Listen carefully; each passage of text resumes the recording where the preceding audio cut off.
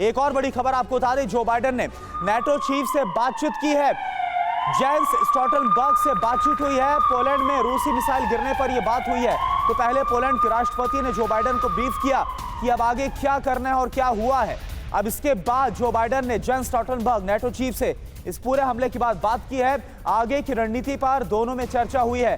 तो क्या जिस दुनिया में तबाही की आशंका थी, क्या थर्ड वर्ल्ड वॉर को लेकर, क्या न्यूक्लियर वॉर को लेकर जो पूरी दुनिया खौफजदा थी, क्या वो अब सच साबित होने वाला है? क्योंकि नाटो फोर्सेस ने पहले ही क्लियर कर दिया था यूक्रेन वॉर को लेकर, और यही वजह है कि अब तक जो नाटो कंट्रीज हैं वो डिफेंसिव मोड में थे, और साथ ही साथ जो खुद को डिफेंड करने के हथियार हैं वो सप्लाई जरूर किए जा रहे थे यूक्रेन को। लेकिन अब क्या कंप्लीटली ऑफेंसिव मोड पर नाटो आता हुआ नजर आएगा? क्या स्ट्रेटजी में बदलाव आएगा?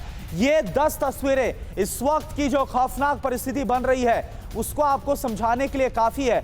रूस की अगर आपका क्रेडिट स्कोर कम है तो बैंक लोन छोड़िए, शादी के लिए लड़की भी नहीं मिलेगी। क्रेडिट स्कोर इम्प्रूव करना है तो फ्रीडम ऐप को अभी डाउनलोड करो।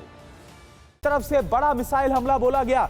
यूक्रेन के 12 शहरों में एक साथ 100 मिसाइल से हमला बोला गया है, और इसके बाद यूक्रेन में भारी तबाही देखी गई है। कई इमारतों को इस हमले में काफी नुकसान पहुंचा है। यूक्रेन में हाई अलर्ट पर डाल दिया गया पूरे यूक्रेन कंट्री को। पूरे यूक्रेन में वॉर सायरन साफ सुनाई दे रहे हैं। पोलैंड में 2 मिसाइलें गिरी, यही अब सबसे ज्यादा खौफनाक है, क्योंकि यूक्रेन पर हमला तो हो रहा था, लेकिन नई बात यह है, बड़ी बात यह है, परेशान करने वाली बात यह है कि एक साथ अब तक की सबसे बड़ी स्ट्राइक को अंजाम दिया गया यूक्रेन में, और ना सिर्फ यूक्रेन, लेकिन अब इससे आगे बढ़कर नाटो कंट्री में भी जाकर ये देखिए मिसाइल का वो आपको वो पार्ट्स आपको नजर आ रहे हैं जो तस्वीर में हम आपको दिखा रहे हैं। पोलैंड में 2 मिसाइलें गिरी है और इससे भारी नुकसान हुआ है, ये पता चला है।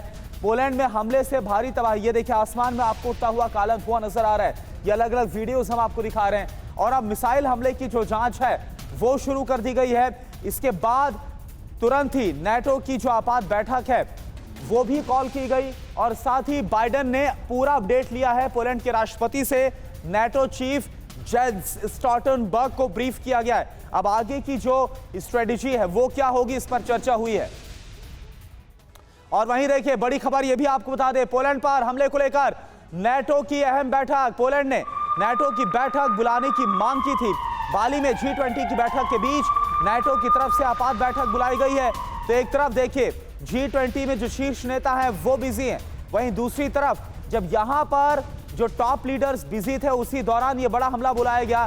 तो अचानक ही G20 समिट के बीच में बड़ी क्राइसिस अब नाटो के सामने उठ खड़ी हुई है। जो बाइडेन जो कि खुद G20 में पहुंचे हुए हैं, अब ऐसे में ना सिर्फ G20 में जो सेशंस है वहां पर अपनी मौजूदगी, बल्कि अब एक बड़ा फोकस इस दौरान जो बाइडेन का भी, क्योंकि खुद जो बाइडेन ने पूरा ब्रीफ लिया है। पोलैंड पर हमले के बाद नाटो की जो बैठक है वो कॉल की गई है।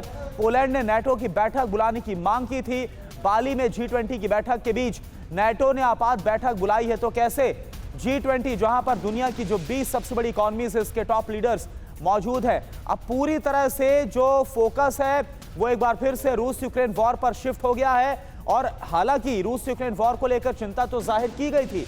G20 समिट में प्रधानमंत्री मोदी को हमने सुना, जब फूड एंड एनर्जी का जो फर्स्ट सेशन था उसमें उनकी तरफ से इस बात को रखा गया था कि तुरंत युद्ध खत्म होना चाहिए, और ये कितना ज्यादा परेशान करने वाला है और कितना ज्यादा इससे दुनिया को नुकसान हो रहा है। लेकिन अब जब यह हमला हो गया है, इसके बाद नाटो कंट्रीज का पूरी तरह से फोकस अब G20 से रूस यूक्रेन वॉर पर शिफ्ट होता नजर आ रहा है। आगे की स्ट्रेटेजी पर क्या होगा इसको डिसाइड करने पर फोकस शिफ्ट होता हुआ नजर आ रहा है। अगर आपका क्रेडिट स्कोर कम है तो बैंक लोन छोड़िए, शादी के लिए लड़की भी नहीं मिलेगी। क्रेडिट स्कोर इम्प्रूव करना है तो फ्रीडम ऐप को अभी डाउनलोड करो।